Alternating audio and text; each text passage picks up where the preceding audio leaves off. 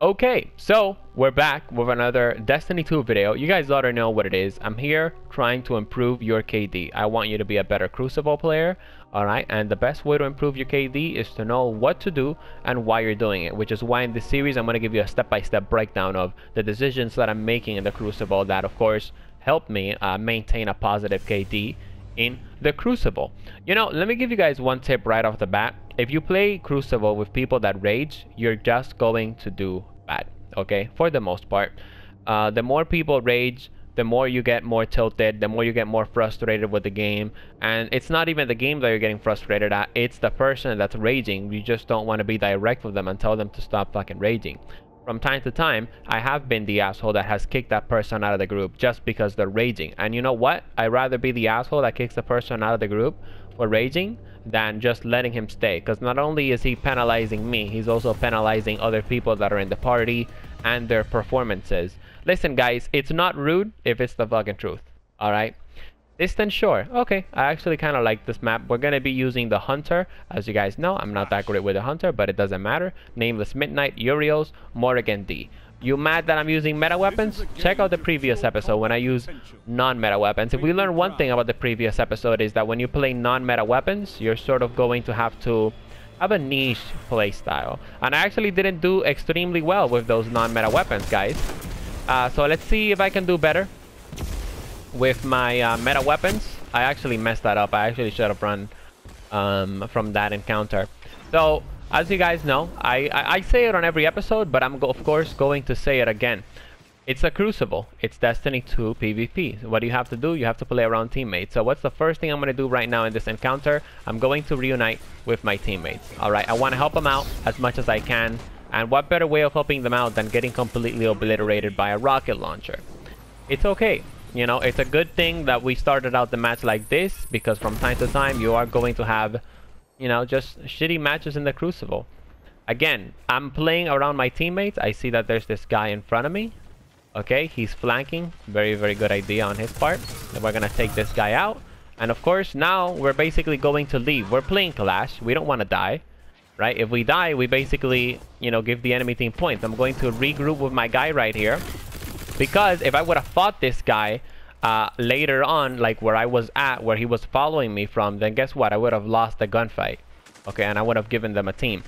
Listen, guys, sometimes being a good Crucible player means not being aggressive. And that's honestly one of the reasons why I feel like a lot of people do struggle with their KD. Because they feel like, you know, for you to be a beast, for you to have a positive kill death ratio, you have to be rushing all the time. You have to be a straight up nightmare. But that's not the case at all, guys. All right, remember, I'm trying to help you guys out. At least have a pretty average KD. You know, little by little you're going to be improving. Little by little you're going to be doing those, you know, 30 elimination type games. But for now, the only objective is, of course, to end up very, very positive. I'm actually trying to seek out a target for my rocket launcher. I see him right here. We're gonna throw at it. I like to aim with my rockets. Some people don't. Some people like shooting from the hip. It all goes down to what you guys want to do. I'm gonna take him out, and there you go. That's already 2 points right there. What am I gonna do now? I'm gonna regroup with my guys. Okay, I'm not gonna go out on my own. I'm not gonna run on my own. I'm gonna regroup with my dudes. And now I know that there's somebody here.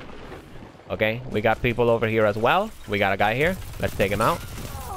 There you go. And that's the power of team fire, guys. If you play around your teammates, if you always regroup with your teammates, you're going to be able to help them out in a lot of ways. This guy had the Meltomancer 2000, so couldn't do anything there.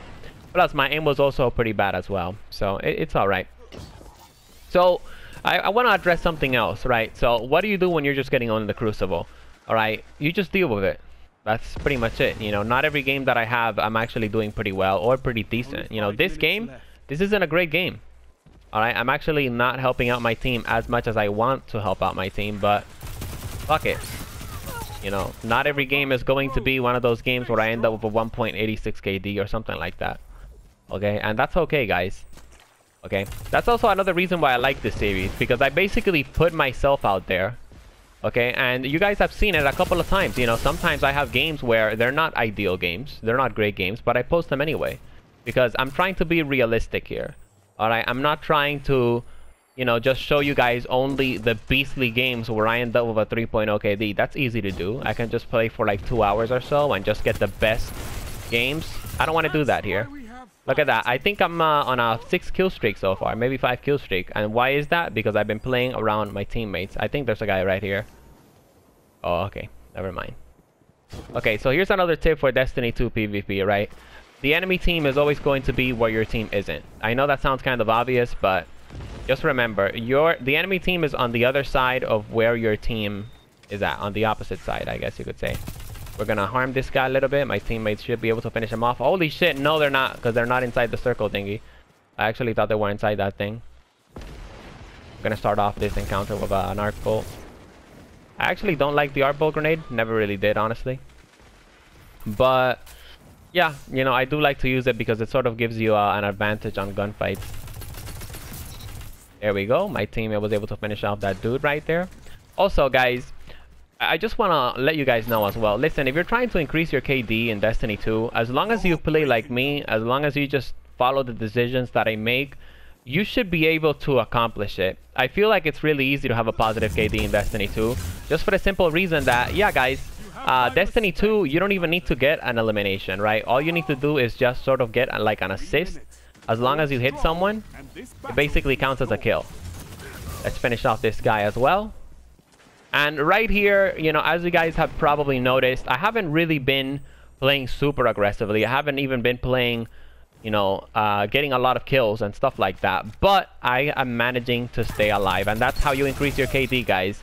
The more kills you get, right, the less times you die. That's how you increase your kill to death ratio. No increase. I'm actually gonna lose this gunfight right here, or I'm probably gonna die here. Why? Because I don't have any teammates around me. Okay, this guy's got the Meltomancer 5000. We're gonna help out our teammate right there. Look at that. So this guy would have been screwed if I wouldn't have come to him and basically helped him out, which is why you always need to go to a teammate to help out. Okay, guys? Because if you go to a teammate, you basically have almost a free kill or free protection. Let's take out this guy out. My teammates should finish him off. There we go.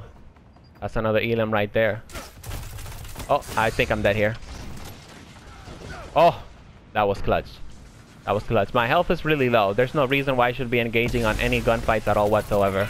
I'm gonna finish this guy off. Okay, if he peeks, he's fucked. Oh, never mind. We're gonna throw this. Let's finish this guy off. I'm gonna get the headshot on him. Oh, never mind. He was able to have better aim. Whatever. I got outplayed. I think I ended up on a pretty good kill streak. I think it was maybe 7? Maybe 5? I don't know. But yeah, guys. I hope you enjoyed this episode of Destiny 2 increasing your KD. Let's see what the final score was. The final score is gonna be... Alright, let's see. It's gonna be a 4.0 KD. Alright, with an 11 streak built in. Okay, I didn't get the most eliminations, but guess what, guys? I barely died.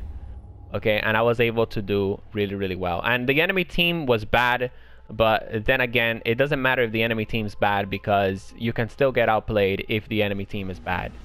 Okay, I hope you guys enjoyed this episode of Destiny 2 increasing your KD. If you enjoyed it and you want to see more Destiny 2 content that isn't complaining or you know, just negative shit, feel free to subscribe to the channel for more.